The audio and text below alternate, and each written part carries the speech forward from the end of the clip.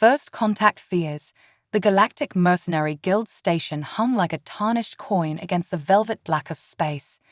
Inside its bustling halls, Zarkax watched the security footage for the 100th time, his 4 eyes blinking in rapid succession. The veteran mercenary commander had seen many things in his 3 centuries of combat, but this was different. Play it again. He clicked to his second-in-command, Rovol, whose crystalline form shimmered with anxiety. The holographic display flickered to life, showing what should have been a routine raid on a small mining colony. The Trixian pirates had taken control of the facility, holding the colonists hostage. Standard procedure for ransom operations in the Outer Rim. What wasn't standard was what happened next. The footage showed a sleek black ship appearing from nowhere, its hull seeming to drink in the starlight. No energy signatures, no warning. It just materialized. Primitive species, they said, Zarkax muttered, mandibles clicking in agitation.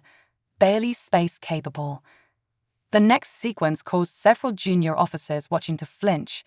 Figures in matte black armor emerged from the vessel, moving with an efficiency that seemed almost artificial. But these weren't machines. These were humans, members of what they called their Special Forces. Notice how they move, Revel observed, their crystalline structure vibrating with unease. No wasted motion, no hesitation. Like predators. The humans flowed through the mining facility's corridors like living shadows. The Trixian pirates, notorious for their combat prowess, never stood a chance. The humans didn't rely on energy weapons or sonic disruptors like most species. Instead, they used what they called ballistic weapons, primitive by galactic standards, but devastatingly effective. Look here, Zarkax paused the footage. This is where it gets interesting. The scene showed a human operator encountering a sealed blast door.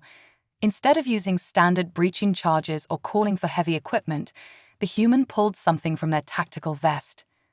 A primitive chemical explosive, handcrafted from mining materials they found along the way. They improvised that explosive in less than 3 minutes, Revel noted, using nothing but local materials and what they carried. The footage continued. The humans moved with a coordination that seemed impossible for beings without a hive mind. They communicated through subtle hand gestures and what appeared to be subvocal communications. When they did speak, their voices carried an unsettling mix of professional focus and what their translators identified as excitement. Timer set, fire in the hole. The human's voice crackled through the recording, followed by what sounded disturbingly like a laugh. They enjoy it, Zarkax said quietly. That's what truly terrifies me. They're not just good at combat, they find pleasure in the challenge. The explosion was precisely calculated, creating a breach just large enough for entry while minimizing structural damage. The humans flowed through the opening like water, their movements a deadly dance of efficiency and purpose. Sir, a junior analyst interrupted, their bioluminescent patches pulsing with urgency. We've decoded more of their tactical communications from the incident. The audio filled the room, causing several officers to step back involuntarily. The humans were joking with each other in the middle of combat, making references to something called video games, and discussing meal plans for after the mission. Who does that? Revel's crystalline form shimmered with disbelief. Who plans dinner while in combat? Humans do, Zarkax replied, and that's just the beginning. Show them the rescue footage. The display shifted to show the humans reaching the hostage area. The pirates had set up multiple redundant defense systems, including neural scramblers and gravity plates. The humans should have been incapacitated. Instead, they adapted instantly. Watch this, Zarkax pointed with one of his primary appendages. They're using their supposedly primitive armor's mass to trigger the gravity plates deliberately. They turned the pirates' trap into a tactical advantage. The footage showed the humans using the increased gravity to steady their aim, their ballistic weapons proving devastatingly accurate. They moved through the neural scramblers as if they were nothing more than a minor inconvenience. Our analysis suggests their neural architecture is so simple that the scramblers barely affected them, Rovell explained. What we considered a weakness became a strength. The rescue itself was executed with surgical precision. The humans evacuated the hostages while maintaining constant combat effectiveness. They even took time to gather intelligence, downloading the facility's databases while simultaneously engaging multiple hostile forces. But here's what really worries me. Zarkax fast-forwarded to the final sequence. Watch their extraction. The humans had rigged the entire facility with their improvised explosives, creating what they called a grand finale. They extracted the hostages through predetermined routes while setting off a cascade of explosions that systematically eliminated the remaining pirate forces.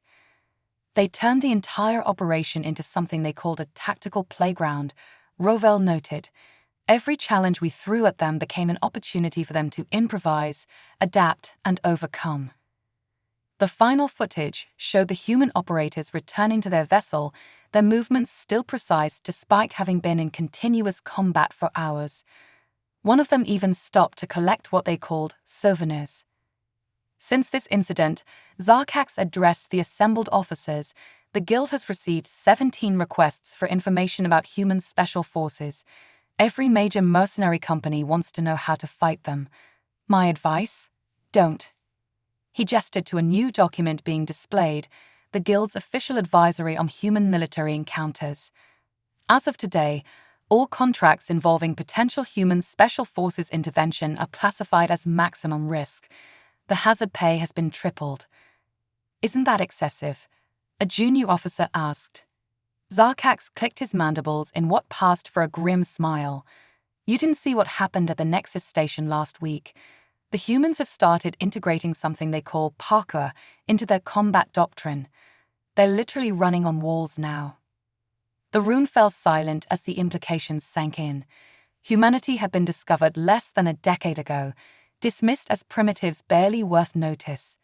Now, their special forces were becoming the stuff of nightmares among the galaxy's most hardened mercenaries. One last thing, Zarkax added. We've intercepted communications suggesting they're developing new training programs. Something about combining their parkour with what they call heavy metal music for psychological warfare effects. Rovell's crystalline form paled noticeably. They're weaponizing their entertainment now.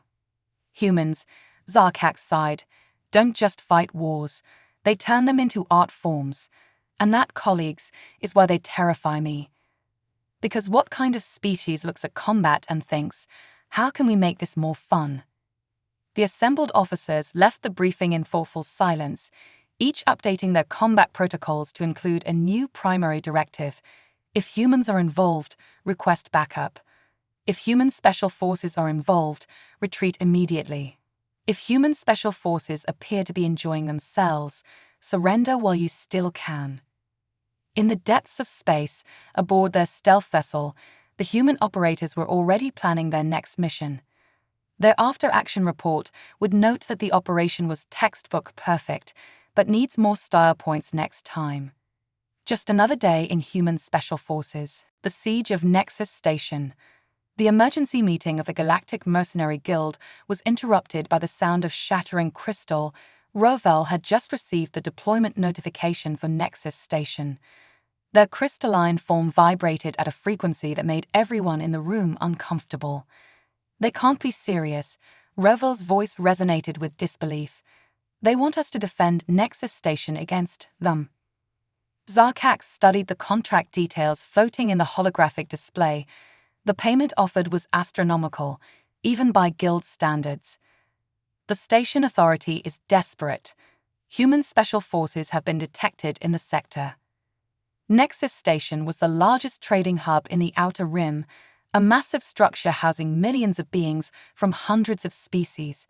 Its defense should have been straightforward: multiple layers of energy shields, automated defense systems, and enough firepower to destroy a small fleet.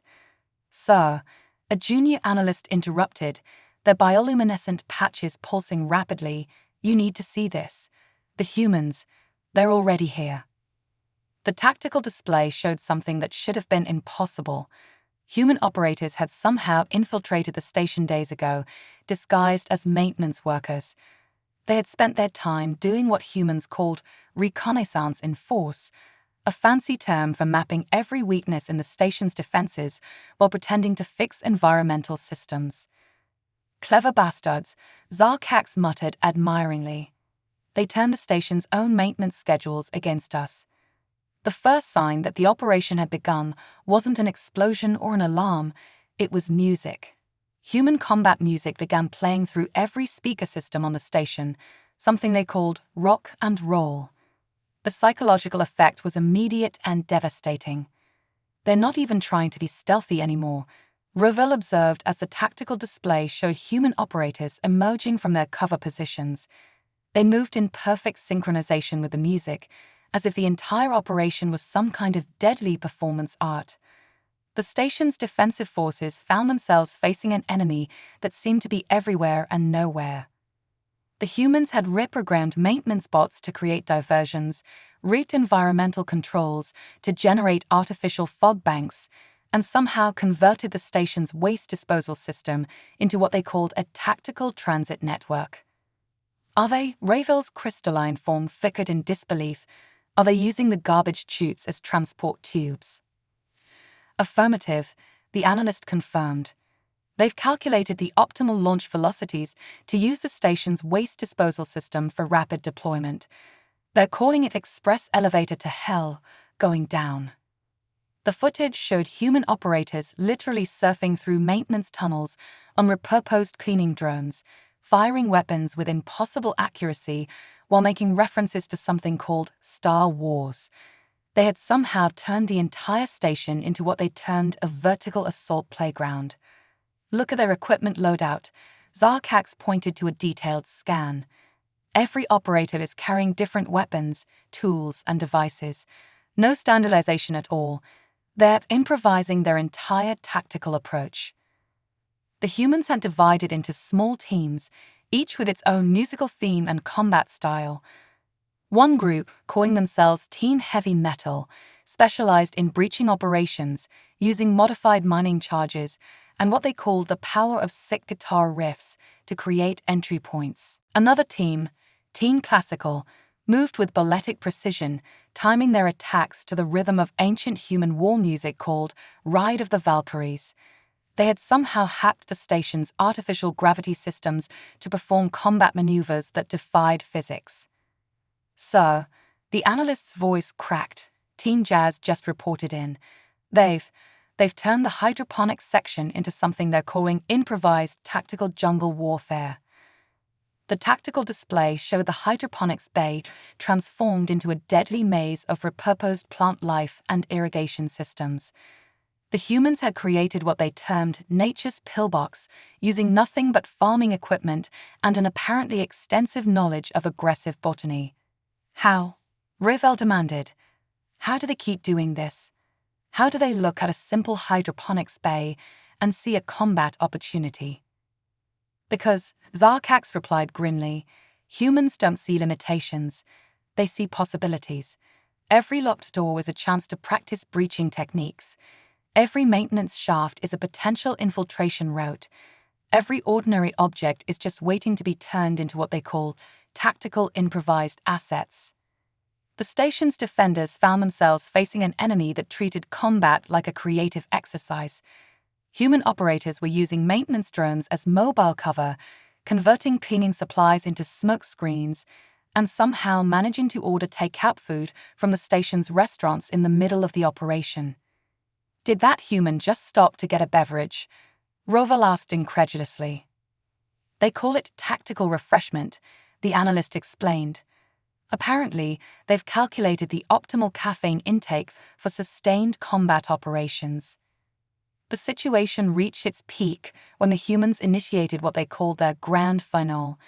They had spent their infiltration time not just mapping the station's weaknesses, but programming an elaborate light and sound show into its systems. As they made their final push toward their objective, the entire station became a synchronized display of combat effectiveness and theatrical presentation. They turned a military operation into a concert, Zarkak said, his mandibles clicking in resignation, complete with special effects and a light show. The mission ended not with a desperate last stand, but with the human operators gathering for what they called a tactical victory selfie in front of their objective. They had accomplished their goals with minimal civilian casualties, maximum property damage to legitimate targets, and what their after-action report would describe as style points for creative problem-solving. As the Guild assessed the aftermath, new protocols were being written. Standard operating procedure for human special forces encounters was updated to include guidelines for dealing with excessive creativity in combat situations and unnecessary but impressive tactical choreography. The truly terrifying part, Zarkak addressed his stunned officers, is that this was just a training exercise. They were testing new urban combat doctrines. They weren't even trying their hardest. The room fell silent except for the faint echo of human combat music still playing through some of the station's damaged speakers. Someone had submitted a formal request to add resistance to theatrical combat operations to the Guild's training programs. In their stealth ship, departing the station, the human operators were already reviewing their performance. Not bad, their commander noted, but next time, let's sync the explosions better with the bass drops. Presentation matters. The galaxy was learning a hard lesson. Human special forces didn't just win battles, they turned them into performances, and they were always looking for ways to improve the show. Just another day in the evolution of human combat doctrine, the Hunter's Paradox. The Crimson Claw Mercenary Company was considered the elite of the elite among alien hunters. Their leader, Kathrax, a towering reptilian with battle scars covering his armored hide, had never failed a contract, until now. His entire company sat in stunned silence aboard their retreat vessel, still trying to process what had happened. Report, Kathrax rumbled, his voice carrying the weight of wounded pride. I want to understand exactly how a single squad of human operators outmaneuvered the galaxy's finest hunting team. The holographic display activated, showing their disastrous attempt to track and eliminate a human special forces team on the jungle world of Verdant Prime. The mission had seemed straightforward. The humans were isolated, outnumbered, and in unfamiliar territory. First mistake, their tactical officer, Salith, began, her serpentine form coiling nervously. We assumed they were at a disadvantage in the jungle environment. We were wrong. The footage showed the human operators moving through the dense vegetation with unnatural ease. Instead of fighting against the jungle, they had somehow integrated it into their tactics. They used the local flora not just for concealment, but as what they called natural force multipliers. They were teaching each other about the plants, one of the surviving hunters reported incredulously. In the middle of being hunted, they were conducting impromptu botany lessons. Listen. The audio playback crackled. Hey rookie, see these leaves? Crush them into your filter, natural bug repellent. And these vines. Perfect for improvised zip lines. Nature's tactical gear, my friend. Kathrax's scales shifted in agitation. They were treating it like some kind of wilderness survival course. While we were hunting them, they were learning. That's not the worst part, Slith continued. Show them the night operation footage. The display shifted to thermal imaging from their night hunt attempt. The humans had completely disappeared from their sensors, using techniques they called indigenous camouflage methods. They had covered themselves in local mud that masked their heat signatures and used the bioluminescent properties of native fungi to create false thermal readings. We thought we had them cornered at the river basin, another hunter added. Then they did this. The footage showed the human operators diving into the river, using underwater breathing techniques that shouldn't have been possible for their species. They had somehow trained themselves to operate in conditions that their own biological limitations should have prevented. 20 minutes, Kathrax muttered. They stayed underwater for 20 minutes with no breathing apparatus. How? They call it combat swimming, Salith explained. Apparently, they've developed specialized training to extend their underwater endurance. They treat physical limitations as challenges to overcome rather than actual limits. But the real shock came when the humans turned the tables. After 3 days of being hunted, they suddenly shifted from prey to predators. They had spent those 3 days not just surviving, but studying their hunters' patterns and preparing countermeasures. "This is where it gets embarrassing," Silith admitted. "They started hunting us using our own techniques against us, but they added their own human touch." The tactical display showed how the human operators had rigged the entire hunting zone with primitive but effective traps, using nothing but natural materials and what they called basic survival training. They had essentially turned the jungle into one massive ambush zone. "They were laughing," one of the hunters said quietly. "Every time one of their traps worked, we could hear them laughing on our comm channels. They were treating it like some kind of game." The footage showed human operators swinging through the canopy on vines, using the trees as natural firing positions, and somehow managing to communicate with local wildlife to create distractions. They had taken every hunting technique used against them and turned it into what they called a tactical learning opportunity. "Here's the moment everything went wrong," so that highlighted a particular sequence. "They didn't just outmaneuver us, they started teaching each other new techniques in the middle of combat. Listen." Audio playback. "Nice trap setup, Johnson. Hey, if you angle the deadfall like this, you get better coverage. I learned that in survival school. Also, anyone want to try this new caffeine-rich fruit I found? Great for all-night operations." Kefrax's massive form seemed to deflate slightly. They turned our hunting ground into their training field. While we were trying to eliminate them, they were conducting impromptu survival classes and experimenting with local stimulants. The final phase of the operation had been the most humiliating. The humans had somehow managed to tame some of the jungle's apex predators using techniques they called Emergency Animal Handling 101. They had turned Verdant Prime's most dangerous wildlife into what they termed tactical fuzzy assets. "Sir," Salif brought up the final footage, "you need to see how they extract it."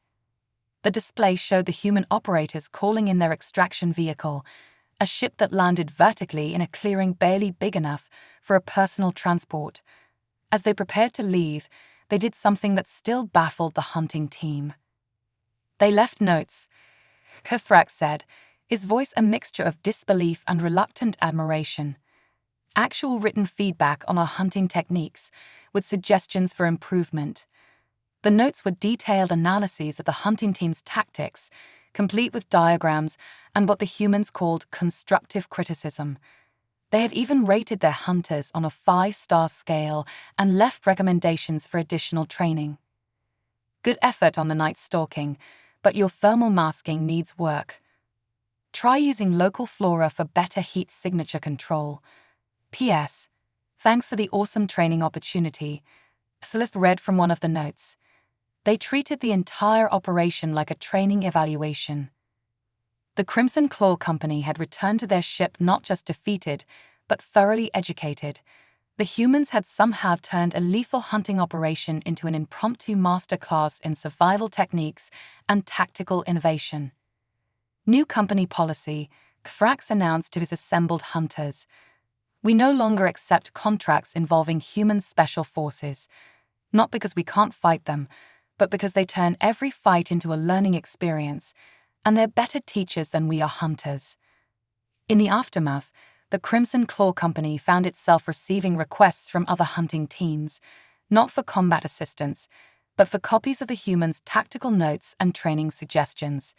The humans had inadvertently created what was becoming known as the Verdant Prime Survival School incident. Somewhere in space, aboard their transport, the human operators were already incorporating their new jungle warfare techniques into their training manuals. Their after-action report would note that the operation had been an excellent opportunity for practical field testing of experimental survival techniques. Their final comment in the report: "Request permission to return to Verdant Prime for advanced survival training." Those avians really knew their stuff.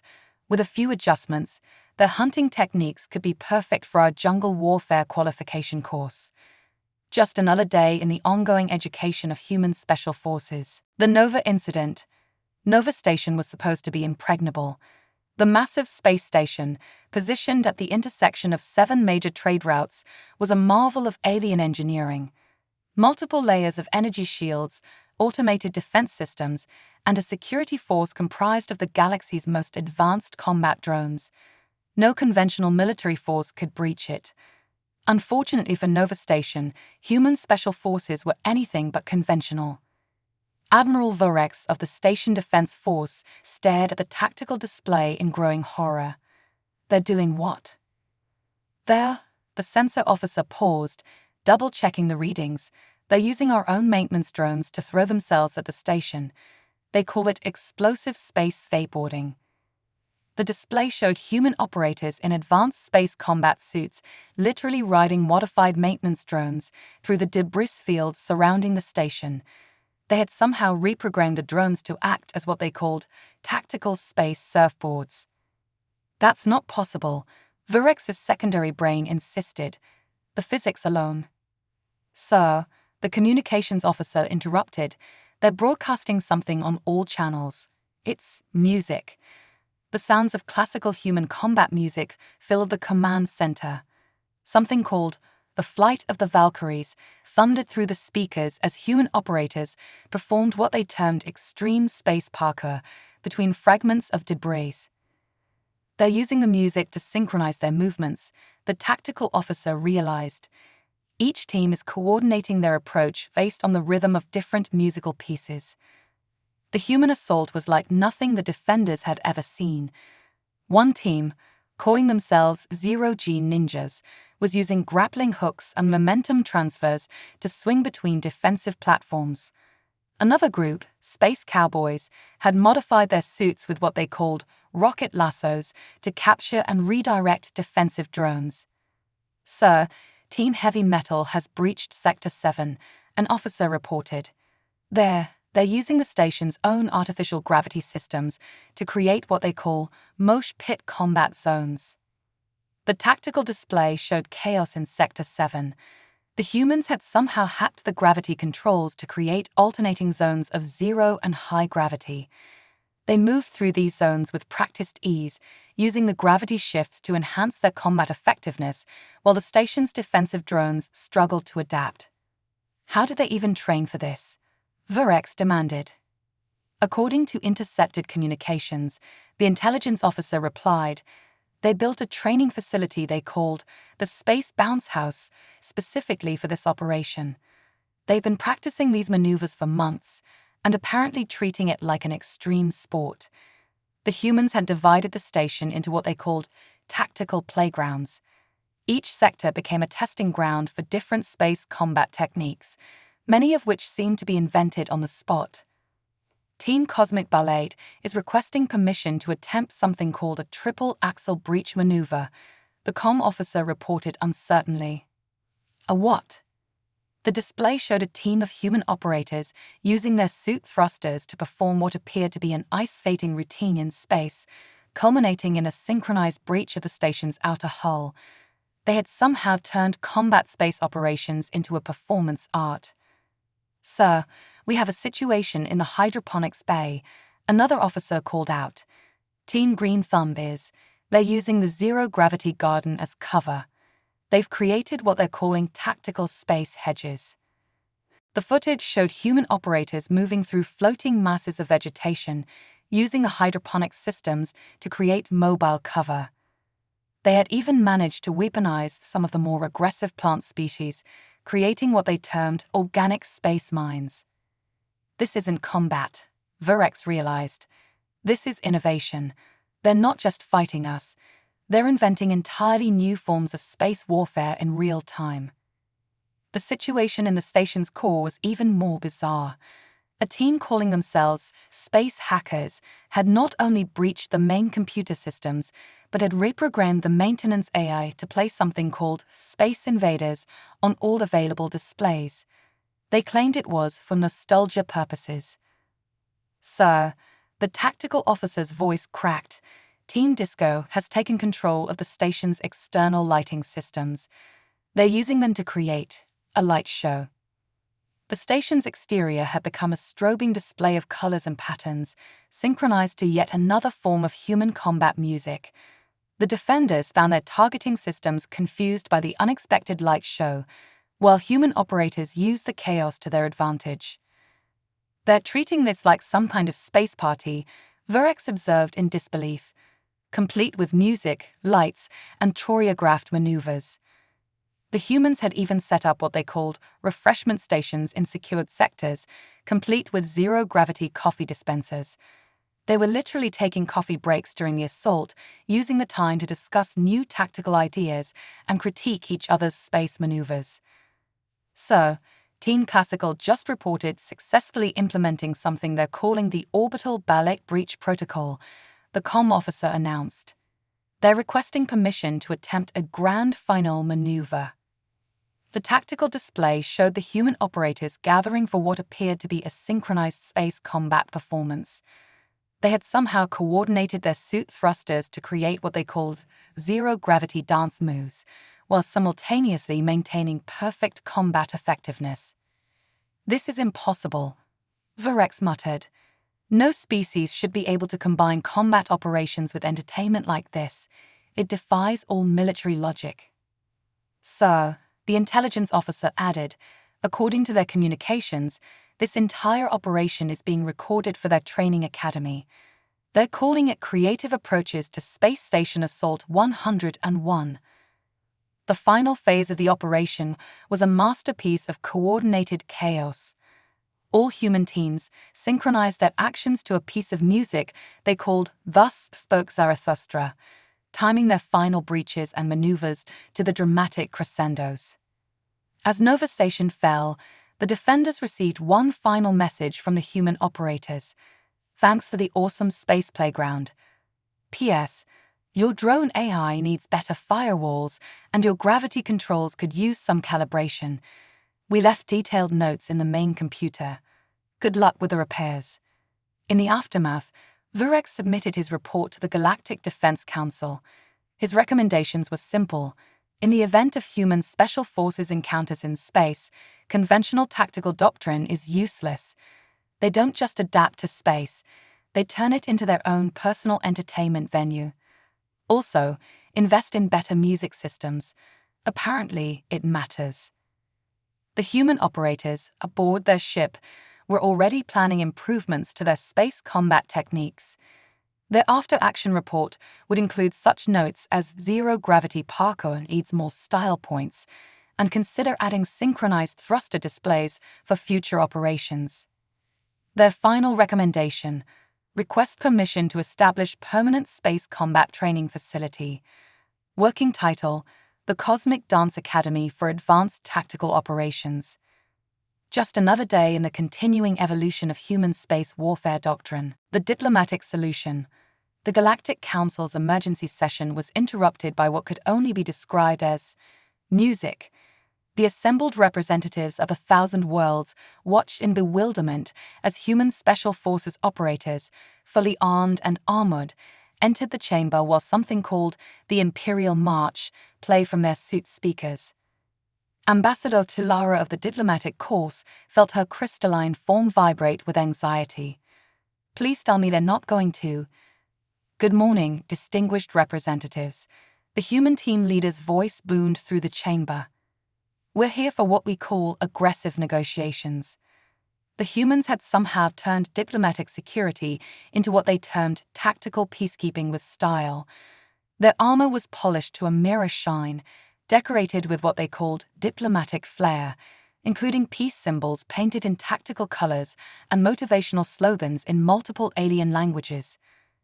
The Diplomatic Protection Unit, their leader announced, is here to ensure productive dialogue through superior firepower and interpretive tactical movements.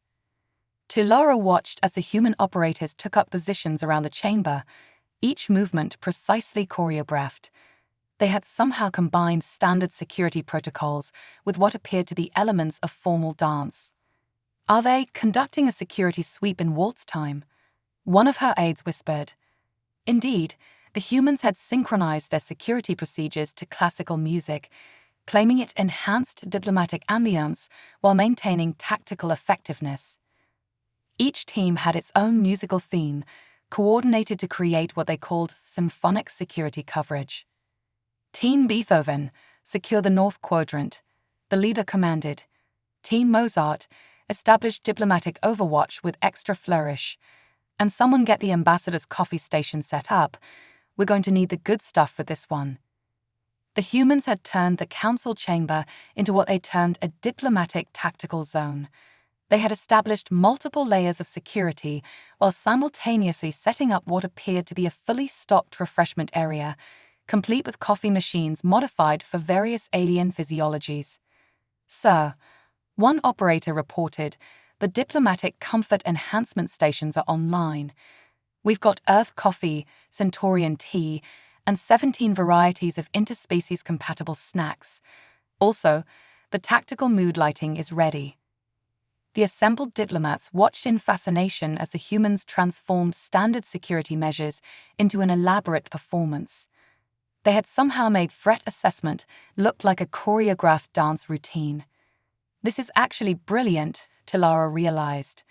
"They're making everyone so confused by their methods that they've completely forgotten to be nervous about the negotiations." The human operators had divided the chamber into what they called zones of diplomatic opportunity, each secured by teams with increasingly creative names. Team Waltz handled close protection, Team Tango managed perimeter security, and Team Jazz was responsible for what they termed improvisational diplomatic incident response. "Ambassador," the team leader approached Tilara, "we've established what we call a diplomatic safe zone with optimal acoustics for both serious negotiations and light banter. Would you prefer classical background music or something more contemporary?" Before she could respond, the chamber's alert system activated. A group of hardline separatists had somehow breached the outer security cordon. The humans' response was unexpected. Finally, the team leader exclaimed, "Team Broadway, initiate diplomatic protection protocol with full theatrical presentation." What followed was perhaps the most elegant display of combat effectiveness the galaxy had ever witnessed. The human operators flowed through the chamber like dancers, neutralizing threats with perfect precision while maintaining what they called diplomatic composure. "Remember, people," their leader called out, "this is a diplomatic function. Maintain proper form, and please try to coordinate your takedowns with the music." The separatists found themselves facing operators who treated combat as a performance art. One team executed perfect synchronized tactical movements while humming something called Swan Lake. Another group had somehow turned riot control into a choreographed display that would have impressed professional dancers. "Sir," an operator reported, "Team Tango requests permission for what they're calling a diplomatic flourish during their next breach and clear." "Approved, but keep it classy. This is a formal function after all." The humans had even color-coded their non-lethal weapons to match the council chamber's decor, claiming it was important to maintain aesthetic consistency during diplomatic security operations. As the last separatist was expertly subdued with what the humans called a diplomatically appropriate level of force, Tilara noticed something extraordinary. The other diplomats were applauding. "You see," the team leader explained, "diplomatic security doesn't have to be intimidating. It can be entertaining and effective. We call it peace through superior choreography." The human operators had not only secured the chamber, but had somehow managed to turn a potential diplomatic disaster into what they termed a multicultural security appreciation event. They were already discussing plans to incorporate elements of various alien martial arts into their diplomatic protection performance repertoire. Next time, one operator suggested, "We should coordinate our tactical movements with traditional Centaurian peace drums, really embrace the multicultural aspect." The after-action report would describe the operation as a successful demonstration of integrated diplomatic security protocols with enhanced theatrical elements. They had even included a section on optimal music selection for various diplomatic scenarios. In the wake of what became known as the diplomatic dance incident, the Galactic Council made several notable changes to their security protocols. First, all diplomatic security forces were required to take what the humans called basic theatrical movement courses. Second, the council chamber was equipped with a high-end sound system. As T. Lara watched the human operators pack up their gear, while humming something called Sinatra, she realized they had achieved something remarkable. They had made diplomatic security not just effective, but entertaining. One last thing, the team leader announced. We've prepared detailed notes on integrating traditional alien cultural elements into future diplomatic security operations. We're calling it Project Intergalactic Dance of Peace. The human operators departed as they had arrived, to carefully selected music. They left behind a chamber full of bemused diplomats, several thoroughly confused but unharmed separatists, and a new appreciation for what they called the art of diplomatic protection. Their final addition to the Diplomatic Security Manual. Remember, it's not just about protecting the diplomats, it's about doing it with style. Also, always check the acoustic properties of your security positions. Good music carries. Just another day in the evolution of human diplomatic security doctrine. The new status quo. The Galactic Archives had a new section, hastily added after recent events, Human Special Forces, a comprehensive guide to unconventional excellence, or why we changed all our combat doctrines. Grand Admiral X Strix, leader of the Combined Alien Defense Forces, stood before the Galactic Security Council, his tentacles twitching with a mixture of resignation and admiration. The holographic display behind him showed footage from a year of human Special Forces operations. Ladies, gentlemen, and beings of all configurations, he began, I present our new reality. In just one standard galactic year, humans have fundamentally changed how we think about combat, security, and military doctrine. The display showed highlights from what had become known as the Year of Creative Combat. There were the Space Ninjas of Nova Station, the Diplomatic Dance Squad, the Jungle Warfare Instructors, and countless other examples of human innovation. First, X-Strix continued, they turned our most secure facilities into what they called tactical playgrounds. Then they made combat training an extreme sport. Now they're offering workshops. The latest footage showed human operators conducting what they called interspecies combat creativity seminars. They had actually started teaching their methods to other species, turning their unconventional approaches into a formal education system. Their latest initiative, the Admiral gestured to a new display, is something they call Galaxy's Got Combat Talent. It's a competition program where Special Forces teams from different species demonstrate innovative tactical solutions. The humans are both competitors and judges. The council chamber filled with murmurs as they watched footage of the latest event. A team of Centaurian crystal forms had incorporated their natural light-refracting abilities into what the humans called tactical disco operations. They won second place, losing only to a quantum hive team that had figured out how to use probability manipulation for what they termed physics-defying parkour. The humans, X-Strix noted, gave both teams bonus points for style and creativity. But the most significant changes were cultural. The humans had somehow managed to turn military operations into a form of performance art that was both terrifyingly effective and oddly entertaining. Their latest training facility, the Admiral brought up a new hologram, is called the Intergalactic Academy of Tactical Arts. It includes departments for space ballet combat, zero-gravity parkour, diplomatic defense choreography, and something they're calling extreme environment musical warfare. The facility was a marvel of integrated design. One section was dedicated to what humans called creative problem-solving under fire, where operators learned to turn ordinary objects into tactical advantages. Another area focused on combat aesthetics, teaching the importance of style in military operations. They've even started a research department, X-Strix continued, his tentacles waving in disbelief. They're studying ways to incorporate different species' natural abilities into what they call multicultural combat fusion. Their latest project involves teaching quantum hives to breakdance. The footage showed human instructors working with various alien species, helping them develop their own unique combat styles while incorporating human creativity. A group of crystalline beings had developed a fighting style that combined their natural light manipulation with human parkour. A hive mind species had created what they called synchronized swarm combat ballet. But here's the most remarkable part. X-Strix highlighted a statistical display. Conflict across the galaxy has decreased by 47% since these programs began. It turns out that when you turn combat into an art form, people spend more time practicing than fighting. The humans had essentially created a new form of interspecies cultural exchange built around the creative application of combat skills. Their training programs emphasized innovation, style, and what they called tactical flair. Their latest graduation ceremony, the Admiral showed the footage, included a zero-gravity performance of Swan Lake by the Advanced Space Combat Ballet Division, followed by a demonstration of synchronized breach and clear operations set to classical music.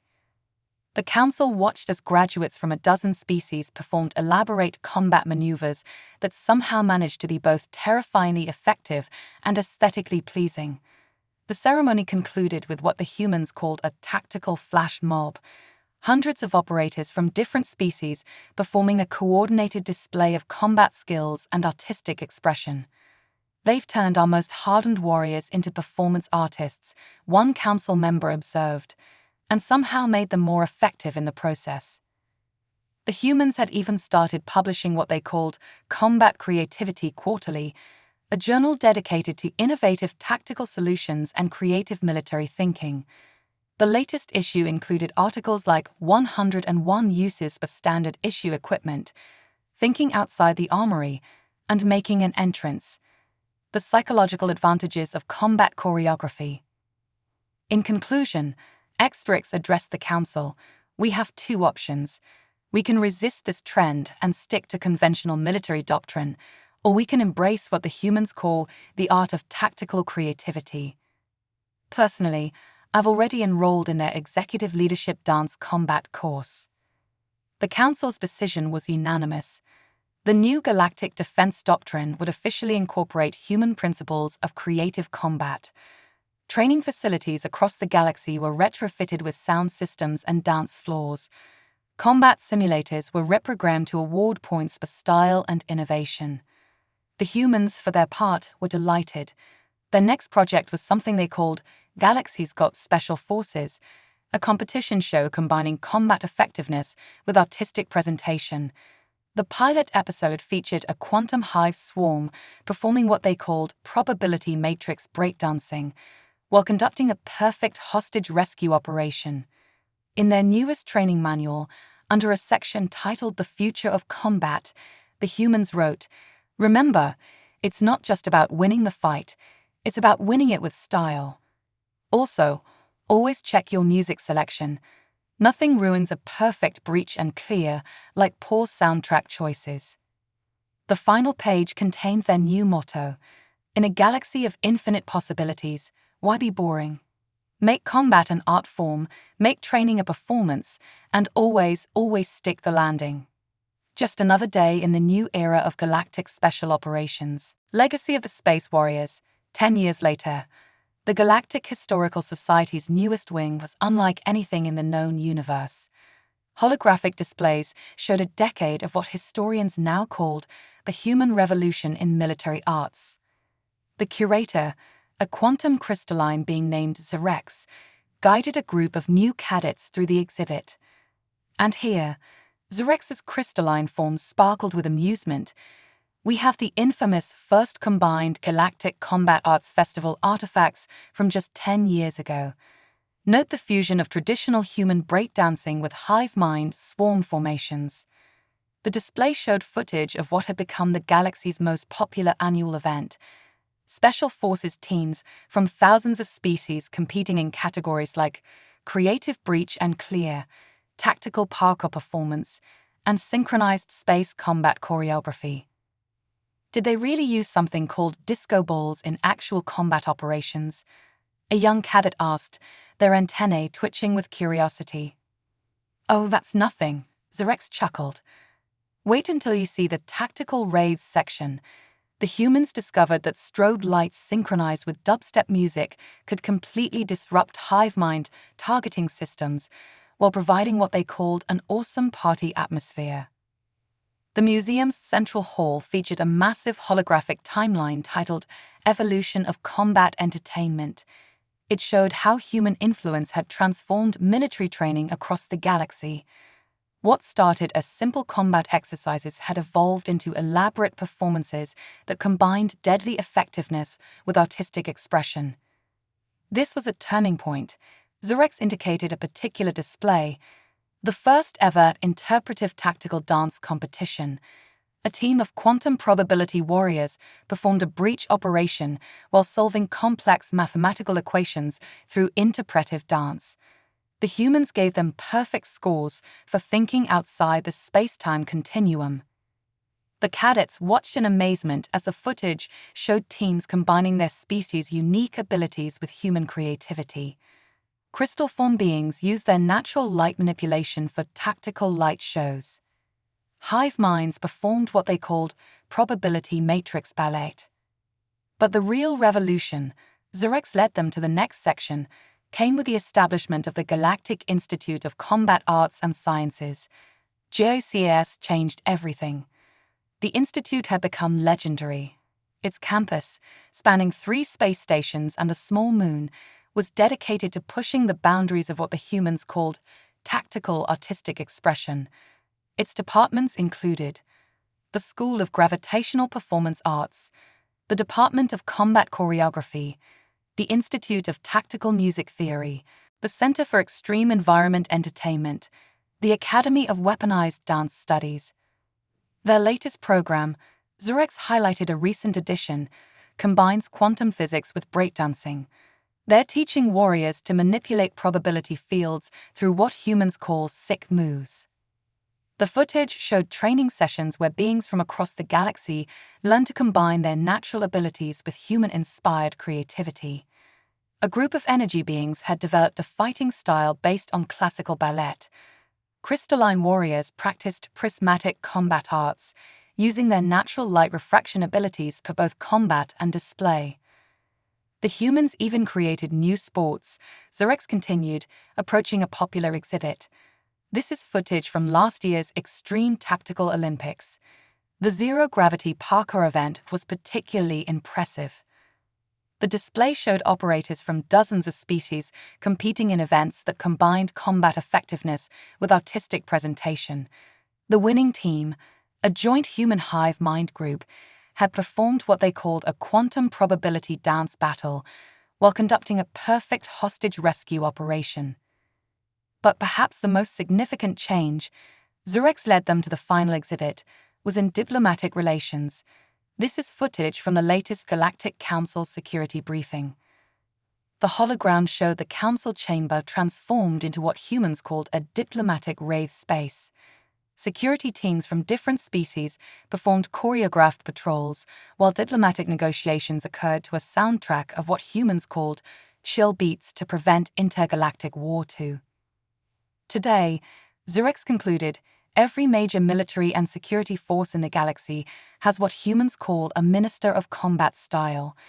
Their job is to ensure that operations maintain both tactical effectiveness and appropriate artistic flair. The museum's gift shop sold popular items like Basic Beatboxing for Battlefield Operations Manual, Top 100 Songs for Synchronized Space Warfare Compilation, Dance Your Way to Tactical Victory Training Videos, Combat Choreography for Beginners Holosets. As the tour concluded, Xerex showed them one final display, the original Human Special Forces manual that started it all. Its cover was now famous across the galaxy, The Art of War 2.0, because style points matter. The newest addition to the Galactic Military Code said it all. In accordance with human tactical doctrine, all combat operations must now include at least one element that makes observers say, "Okay, that was actually pretty cool." In orbit above, at the Galactic Institute of Combat Arts and Sciences, a new class of cadets was graduating. Their final performance combined zero-gravity ballet with live-fire exercises, quantum probability manipulation with breakdancing, and tactical operations with what humans still called awesome background music.